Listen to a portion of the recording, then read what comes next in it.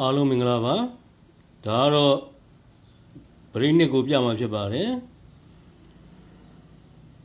နှစ်ခုနှစ်က6ခုနှစ်ကိုပရိတဒန်းလေးကိုတန့်ပြီးတော့မယ်ဆိုလို့ရှိရင်သူ့ရဲ့ဘယ်ဆောင်မြင်းကုန်မှာပရိနှစ်ဆိုပုံစံပေးထားပါတယ်နောက်တစ်ချက်ကတပင်သုံးပင်မှာစုံပရိတ်ဆိုတာပုံသေးပေးထားပါတယ်အဲ့ဒီစုံပရိတ်ပုံသေးပေးထားပြီးတဲ့ပရိတ်ဒီအောက်မှာကီးထိပြီးတော့ဟောဒီပေးမဲ့ပရိတ်ရဲ့ဘယ်ဆောင်မြင်းကိုအောက်မြင်းကိုမှာပရိတ်နဲ့ဆိုတာပုံသေးပေးထားတဲ့ချိန်မှာပရိတ်တစ်ကပရိတ်တွေဆိုပြီးပုံသေးပေးသွားပါတယ်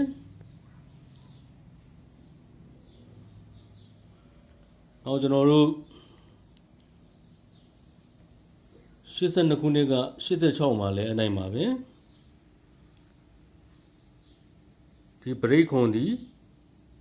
ဘရိတ်ခွန်လို့ပြေးတော့မယ်ဆိုလို့ရှိရင်သူ့ရဲ့ဘယ်ဘက်ဆောင်မြင်းကုန်မှာအောင်မြင်းကုန်မှာဆိုလို့ရှိရင်ဘရိတ်နဲ့တော့ပုံစီပေးထားပါတယ်ဒီပြေးတော့မဲ့ဘရိတ်ရဲ့တပင်နှစ်ပင်သုံးပင်အပေါ်မှာဆိုလို့ရှိရင်စုံဘရိတ်ကျပြီးတော့အဲ့ဒီစုံပရိတ်ဒီသုံးလုံးဒီအောက်ကီးထီရမှာဖြစ်ပါတယ်အဲ့ဒီချိန်မှာပရိခွန်ဆိုပြီးတော့ဒါပုံသေးပေးသွားပါတယ်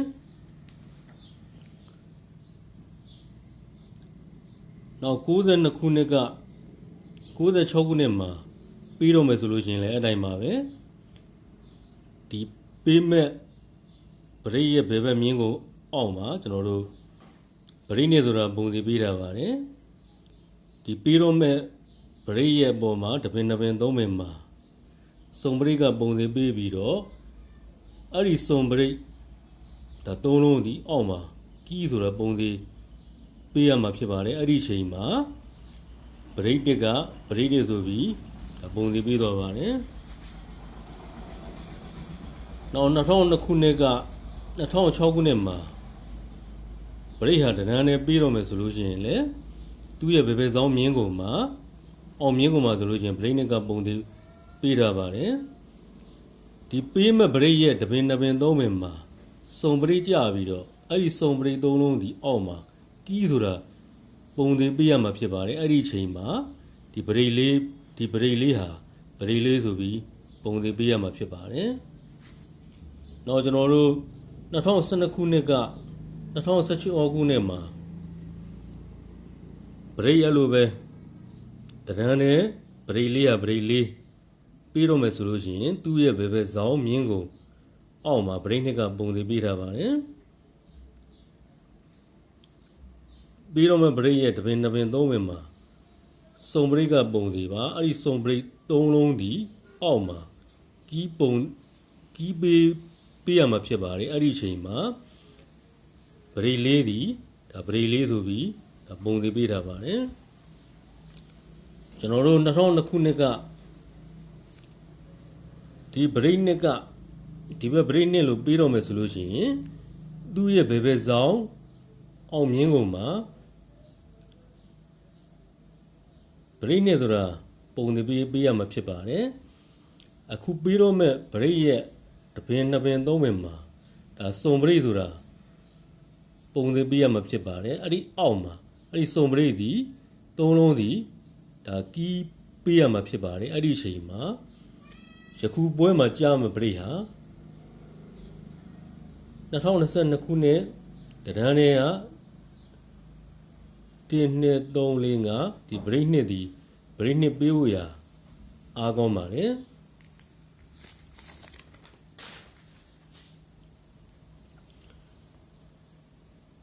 ဒါကတော့ကျွန်တော်တို့နှစ်ကထဲပါ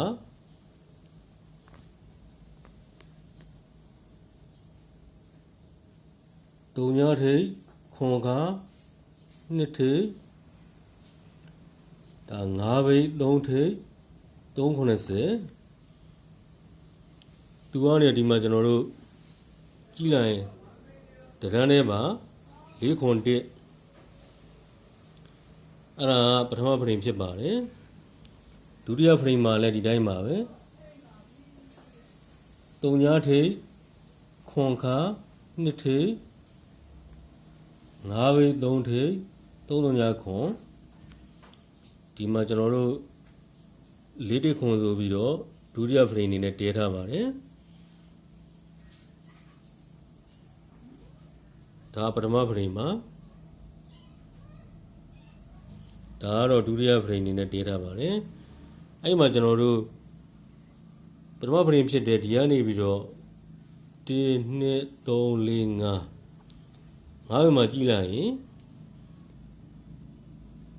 ဒီဘက်ကနန်းလေးဟာခုနကကျွန်တော်တို့3ညလေးခွန်က2ထိပ်အဲ့ရတော့1 2 3 4 5 6ဒီကနန်းဟာဒီဘက်ကို1ချိန်ပေးရမှာဖြစ်ပါတယ်နောက်တစ်ချက်ကဒီကနန်းဟာလည်းကျွန်တော်တို့သူ့ရဲ့ညာဘက်နှစ်မင်္ဂလာ2ဦးမှာ1ချိန်ပို့ထားမှာဖြစ်ပါတယ်အဲ့တော့135ဒီဒီမှာ1ချိန်ပို့ရမယ်နောက်3.1.3ဒီလည်းဒီမှာ1ချိန်ပေးရမှာဖြစ်ပါတယ်နောက်ဒီလေးခွန်တက်က break နဲ့ဖြစ်သည့်အတွက်1 2 3 4 5ဒါ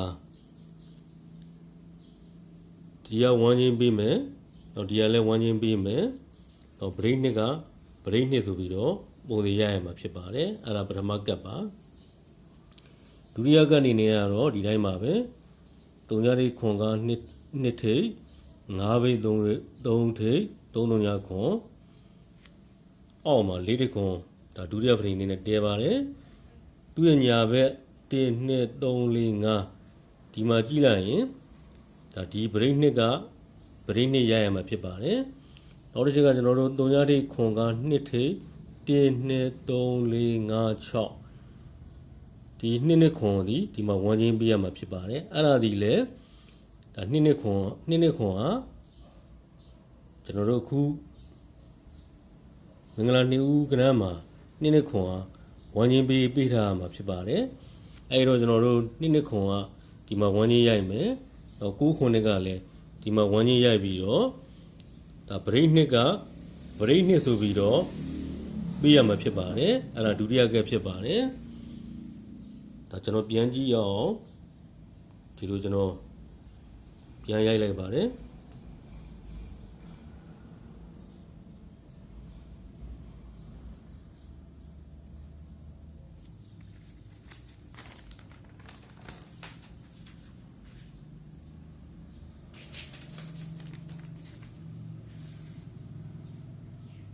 ဒါကတော့ကျွန်တော်တို့ခွန်6တိ1 2 3 1 2 3ဒါပထမ frame တည်ပါတယ်ခွန်6တိကျွန်တော်ဒီမှာ1 2 3 1 2 3မှာ break နှစ်ဒါပထမ frame မှာဒီမှာကျွန်တော်တို့ခွန်6တိတဲ့1 2 3 1 2 3 break နှစ်ဒုတိယ frame မှာဒီမှာခွန်6တိတဲ့1 2 3 1 2 3 break နှစ်ဒီဒါတတိယ frame တည်ထားပါတယ်အဲ့တော့ကျွန်တော်တို့ခွန်6တိတဲ့ဒီဘက်မှာ break နှစ်ပထမ frame တည်ထားတာရဲ့အခုညာဘက်နှစ်မှာဒီ break နှစ်လေးဟာ break နှစ်ကြောင့်ညာဘက်နှစ်မှာကျွန်တော်တို့ break နှစ်လို့စပြီးတော့မယ်ဆိုလို့ရှိရင်သူ့ရဲ့ဘယ်ဘက်ဆောင်ကကနန်းဟာ1ချင်းထိုးပြီးတော့ break နှစ်ဆိုပြီးပထမဆုံးအနေနဲ့ပေးရမှာဖြစ်ပါတယ်အဲ့ဒါပထမကပ်ပါနောက်ခွန်6တဲ့ဒီမှာကျွန်တော်တို့ break နှစ်ဒုတိယ frame တည်ပါတယ်သူ့ရဲ့ညာဘက်နှစ်မှာလည်းဒီတိုင်းပါပဲဒီခွန်6တဲ့ break နှစ်ကြောင့်ခွန်6တဲ့3ခွန်နဲ့ break နှစ်ကြောင့်ညာဘက်နှစ်မှာဒီ break နှစ်လေးကညာဘက်နှစ်မှာနှစ်ဆိုပြီးတော့ပေါ်တော့မယ်တန်းပေါ်တော့မယ်ဆိုလို့ရှိရင်သူ့ရဲ့ဘယ်ဘက်ဆောင်မှာဒီမှာကျွန်တော်တို့3ခွန်တွေက1ချင်းထိုးပြီးတော့ဒါ break နှစ်ပေးရမှာဖြစ်ပါတယ်ဒါခွန်6တဲ့တတိယ frame ဖြစ်တဲ့ခွန်6တဲ့ break နှစ်တတိယ frame တည်ပါတယ်သူ့ရဲ့ညာဘက်နှစ်မှာဒီ break နှစ်ကြောင့်ယခုနှစ်မှာကျွန်တော်တို့ break နှစ်လို့စပေးတော့မယ်ဆိုလို့ရှိရင်ဒါမပေးသေးပါဘူး ပြီးတော့မယ်ဆိုလို့ရှိရင်သူ့ရဲ့ဘယ်ဘက်ဆောင်ကဒါ2နှစ်ခွန်ကဝမ်းချင်းထိုးပြီးတော့ပရိနှစ်ဖြစ်ရမှာဖြစ်ပါတယ်အဲ့တော့ကျွန်တော်3နှစ်ခွန်ကိုကျွန်တော်ရွေးထားပါတယ်အဲ့ဒါလေးကိုပြန်ပြီးတော့တရားရှင်းပြပါမယ်ဒါခွန်6တက်4ခွန်တက်ခွန်6တက်တဲ့4ခွန်တက်ပရိနှစ်ပထမပရိနှစ်တဲ့သူ့ရဲ့ညာဘက်နှစ်မှာဒါပရိနှစ်ကြောင့်ညာဘက်နှစ်မှာပရိနှစ်လို့တန်းပြီးတော့မယ်ဆိုလို့ရှိရင်ဒါမပေးသေးပါဘူးပြီးတော့မယ်ဆိုလို့ရှိရင်သူ့ရဲ့ဘယ်ဘက်ဆောင်က483ကဒါဝမ်းချင်းထိုးပြီးတော့345ဆိုပြီးတော့ဒါပရိနှစ်ကိုပြီးတော့ပါတယ်ပထမပရိမှာဒုတိယပရိဖြစ်တဲ့ခွန်6တက်တဲ့ဒီမှာ3ခွန်နဲ့ပရိနှစ်ခွန်6တက်တဲ့ဒါ3ခွန်နဲ့ပရိနှစ်ဒုတိယပရိတဲ့ပါတယ်ဒါ3ခွန်နဲ့ပရိနှစ်ကြောင့်သူ့ရဲ့ညာဘက်နှစ်မှာပရိနှစ်လို့ပထမဦးဆုံးပေါ်တော့မယ်ဆိုလို့ရှိရင်ဒီမှာမပေးသေးပါဘူးဒါဒီမှာပေးလိုက်တာနဲ့သူ့ရဲ့ဘယ်ဘက်ဆောင်က3ခွန်တက်သည်ဝမ်းချင်းပေးပြီးတော့ဒါ4တက်ခွန်ပရိနှစ်ကိုဒါပေးပါတယ်တတိယဖရင်ဖြစ်တဲ့ဒါခွန်6တက်တဲ့ဒီမှာကျွန်တော်တို့895ပရိနှစ်အဲ့ဒီနှစ်ကြောင့်ယခုနှစ်မှာပရိနှစ်လို့ပေါ်တော့မယ်ဆိုလို့ရှင်ဒီမှာမပေါ်သေးပါဘူးဒီမှာပေါ်တော့မယ်ဆိုလို့ရှိရင်ဒါသူ့ရဲ့ဘယ်ဘက်ဆောင်ကနှစ်ခွန်ကဝမ်းချင်းပေးပြီးတော့ဒါပရိနှစ်ဖြစ်ရမှာဖြစ်ပါတယ်ဒါ3နှစ်ခွန်ကျွန်တော်ရွေးထားပါတယ်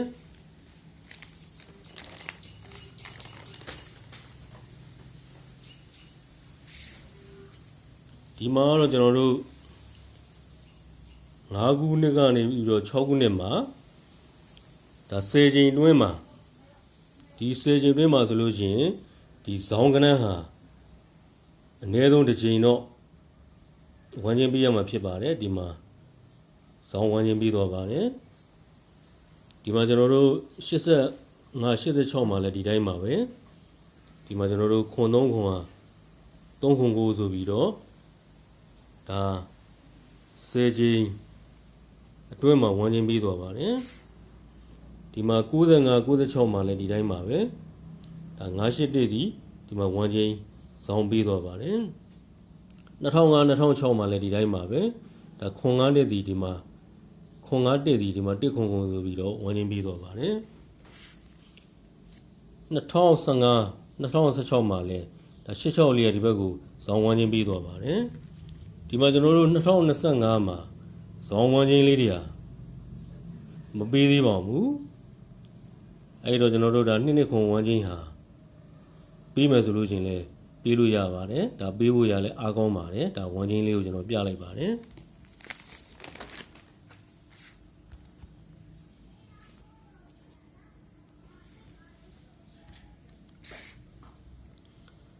ဒါတော့နှစ်ကတ်ထဲပါခွန်ထိတ်တစ်ထိတ်တုံညာထိတ်ဒီမှာကျွန်တော်တို့893တဲ့3ဘိတ်တုံညာထိတ်4ဘိတ်ဒါပထမဖရင်တဲပါတယ်ခွန်ထိတ်တစ်ထိတ်တုံညာထိတ်893တဲ့3ဘိတ်တုံညာထိတ်4ဘိတ်ဆိုပြီးဒုတိယဖရင်တဲပါတယ်အဲ့တော့ပထမဖရင်ဖြစ်တဲ့ခွန်တစ်တုံညာ893တဲ့3ဘိတ်တုံညာထိတ်4ဘိတ်ဒီဘက်ဘေးက935ကနန်းဟာသူ့ရဲ့ညာဘက်နှစ်1 2 3 4 5 6ဒါညာဘက်နှစ်မှာထွက်ပေးရမှာဖြစ်ပါတယ်ဒီမှာလည်းဒီတိုင်းမှာခွန်တစ်တုံညာခွန်ထိတ်တစ်ထိတ်တုံညာထိတ်3ဘိတ်တုံညာထိတ်4ထိတ်ဒါ893ဒီမှာတဲ့ခွန်တစ်တုံညာ893တဲ့3ဘိတ်တုံညာထိတ်4ထိတ်ဖရင်တဲပြီးတော့သူ့ရဲ့ဒီညာဘက်ဒီဘက်ဘေးလေးက3ခွန်နေလေးဒီ1 2 3 4 5 6ဒါယခုနှစ်မှာပေးရမှာဖြစ်ပါတယ်ကျွန်တော်ဒီချိန်မှာပဲကျွန်တော်ရွေးလိုက်ပါတယ်အဲ့တော့ဒါ3နှစ်ခွန်ဒယ်လေးကိုပို့ထိုးပြီးတော့ ဒါအာကိုလည်းထိုးဖို့ရကျွန်တော်ပြောလိုက်ပါတယ်အဲ့တော့အကြောင်းကြောင့်ပရိနိကလည်းအားကောင်းတော့ဒါ2နှစ်ခွန်ဝမ်းချင်းလေးလည်းပြီးမယ်ဆိုလို့ရှိရင်ကျွန်တော်တို့3နှစ်ခွန်တဲ့သို့မဟုတ်အာဟာပြီးနိုင်ပါလေဆိုတဲ့ကြောင့်ကျွန်တော်ပြလိုက်ပါတယ်အားလုံးကိုကျေးဇူးတင်ပါတယ်